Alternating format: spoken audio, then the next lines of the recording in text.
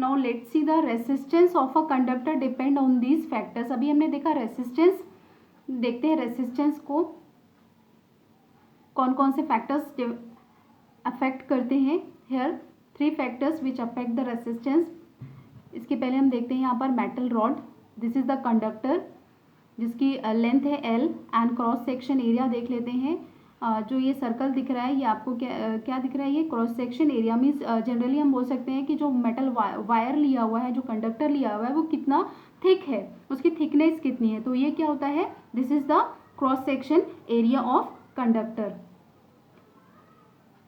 Now let's see the factors. First point, resistance directly proportional to the length of conductor.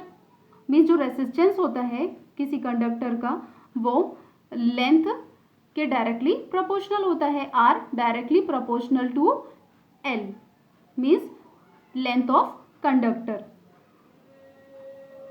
So R directly proportional to L. Students, length जितनी ज़्यादा होगी उसमें resistance उतना ही ज़्यादा होगा। Means अगर length ज़्यादा है तो रेसिस्टेंस भी ज़्यादा होगा और अगर लेंथ कम है तो रेसिस्टेंस भी कम होगा। नेक्स्ट पॉइंट देखते हैं,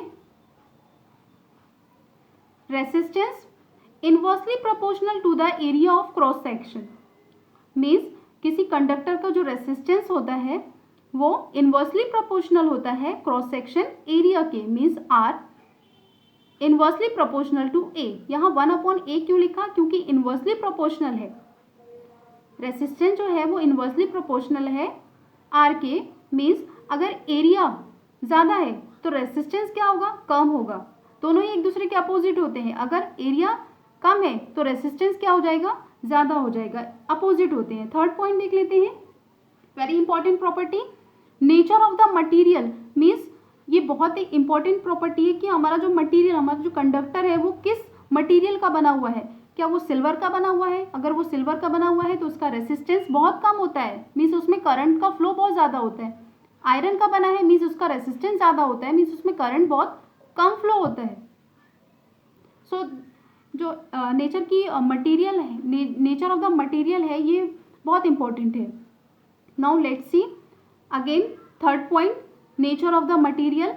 ये दोनों टर्म्स अभी हमने देखा था। आर रेसिस्टेंस जो होता है लेंथ के डायरेक्टली प्रोपोर्शनल होता है और एरिया ऑफ क्रॉस सेक्शन के इनवर्सली प्रोपोर्शनल होता है। तो इन दोनों टर्म्स को मिला करके हम यहाँ पर लिख सकते हैं आर प्रोपोर्शनल एल अपॉन ए। अब यहाँ पर आप देख रहे हैं प्रोपोर्शनल का साइन लगा हुआ है, इसको हमें हटाना होगा और हटाने के लिए हमें किसकी ज़रूरत पड़ेगी, कांस्टेंट टर्म की। तो कांस्टेंट टर्म में हम क्या ले सकते हैं, मेटल की या कंडक्टर की कोई प्रॉपर्टी ले सकते हैं। तो R is equal to rho L upon A. तो यहाँ पर ये जो साइन दिख रहा है कांस्टेंट साइन, इसको क्या बोलते हैं हम लोग, रो बोलते हैं। तो रो क्या है, ये क्या है, प्रॉपर्टी है किसकी, कंडक्टर की। तो यहाँ पर देख सकते हैं R is equal to rho L upon A. Means जो कंडक्टर होता है वो डिपेंड करता है किस पर, लेंथ पर, एरिया पर और रो पर। तो रेसिस्टिविटी यहाँ पर रो देख रहे थे, यहाँ इसको बोलते हैं हम लोग रेसिस्टिविटी। तो किसी भी मेटल की जो रेसिस्टिविटी जितनी कम होती है उसमें उतना ज़्यादा करंट फ्लो होता है। किसी मेटल की रेसिस्टिविटी जितनी ज़्यादा होगी उसमें करंट उतना ही कम फ्लो होगा। जैसे एग्जांपल ले सकते हैं हम सिल्वर की रेसिस्टिविटी बहुत ही कम होती है, मीन्स सिल्वर बहुत ही अच्छा कंडक्टर है, उसमें चार्ज का फ्लो बहुत अच्छा होता है। वही बात करें अगर हम आयरन की तो उसकी रेसिस्टिविटी ज़्यादा होती है, उसमें थोड़ा कम करंट फ्लो होता है। वही अगर मैं बात करूँ एलॉयज़ की या फिर बात करूँ नॉन मेटल की, तो एलॉयज़ और नॉन मेटल में जो रेसिस्टिविटी है वो बहुत ही ज़्यादा होती है, मीन्स उसमें करंट का फ्लो बहुत ही कम होता है। तो रेसिस्टेंस और रेसिस्टिविटी दोनों ही क्या करते हैं, ये करंट के फ्लो को रोकते हैं, मीन्स रेसिस्ट करते हैं, करंट के फ्लो को बहने नहीं देते हैं। सो देखते हैं रेसिस्टिविटी, रो को क्या बोलते हैं, रेसिस्टिविटी। देखते हैं, it is the fundamental property of material that resist the flow of electric current. So resistivity क्या है, ये भी मटेरियल की एक प्रॉपर्टी है जो क्या करती है, रेसिस्ट करती है किसको, फ्लो ऑफ इलेक्ट्रिक करंट को पास होने से रेसिस्ट करती है, रोकती है। क्या बोलते हैं उसको, रेसिस्टिविटी। सो रेसिस्टिविटी को हम फाइंड आउट कर सकते हैं। यहाँ से रेसिस्टिविटी मीन्स रो की वैल्यू हम फाइंड आउट कर सकते हैं। रो इज इक्वल टू निकाल सकते हैं, एल अपॉन ए को हम आर के साइड ले जाएंगे तो हमें रेसिस्टिविटी की वैल्यू फाइंड आउट हो जाएगी।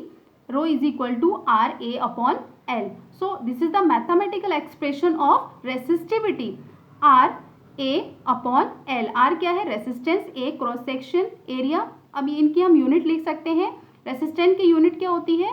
ओम, एंड एरिया की मीटर स्क्वायर, लेंथ की यूनिट क्या होती है? मीटर। तो मीटर से स्क्वायर कैंसिल कर देंगे तो यहाँ पर रेसिस्टिविटी की यूनिट क्या हो जाएगी? ओम मीटर। बेटा आपको सभी यूनिट्स जितने भी हम पढ़ रहे हैं यूनिट्स आपको याद रखने हैं। जो भी टर्म्स पढ़ रहे हैं उनकी यूनिट को आपको याद रखना है।